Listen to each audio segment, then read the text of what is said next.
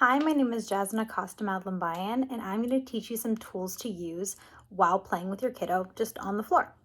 So for this activity, and I'm going to explain the activity and then I'm going to tell you why it's so great. So for this activity, we're going to use two cars. I chose two cars because if you have way too many cars or way too many toys, it's really easy for your kiddo to get off track because of their age. This age range, I would say for your kiddo being 2 is going to be great because we're not doing too much where they require language, but really we're tuning in on listening. So first, you're going to sit away from your child, but where they can see you. You're going to make sure that they can see you and see the toys and see what you're actually doing so that they can be, expecting like, oh, what are they going to do? And then you're going to explain to them, look, I have a truck and I have a car. And you're going to kind of teach them different toys that you're using, the different instruments that you're going to be using in this activity. Really, you can use any different kinds of toys. If they have a big truck or they have balls and stuff like that, that's okay.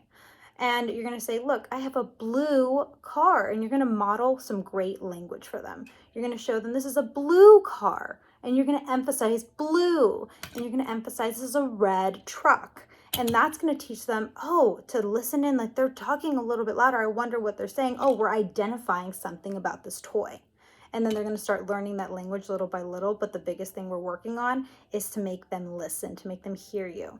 So when you're saying, look at this red truck, what does a red truck do? And you can go onto, say, furniture, some toys on a chair, and just go vroom, vroom, and go, and things like that. And hopefully you can strike them to be like, whoa.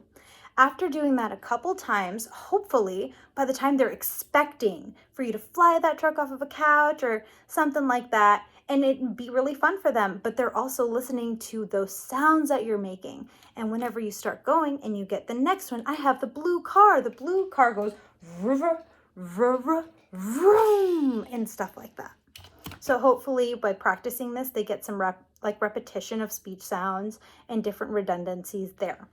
And the biggest thing I would say is to highlight those certain words that you're using in those sounds like vroom or red or blue and things like that.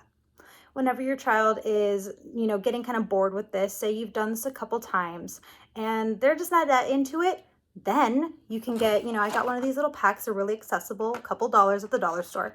And you start adding in things. And then you start using more language. This is a blue car. Oh, well, this is a yellow truck. That's a red truck. And they'll start to pick up on those different things.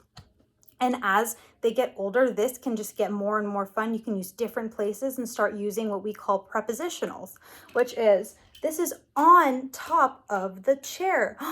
It went under the chair. And you can look at them and be like, where'd it go? And then you're hoping to just get a like they noticed that something was off, something was different, and they're trying to communicate that to you. The reason why this activity is so good is because it promotes redundancies, and it also promotes like the expectation. They're waiting for those sounds. They're waiting to hear that vroom and things like that. This also has a lot of patterning in it because by doing it over and over and over, they're just hearing those sounds, tuning in, and they're waiting for a reaction. You can always give them a look and just say, oh, and hopefully you can spark something where they just go, oh, and they can start pointing and say, bah, bah, meaning I want the blue car, and that's what we're looking for. Different things is that you can use this really any time of the day that's really accessible, and you're able to just kind of do it in a couple minutes, and there's some therapy at home.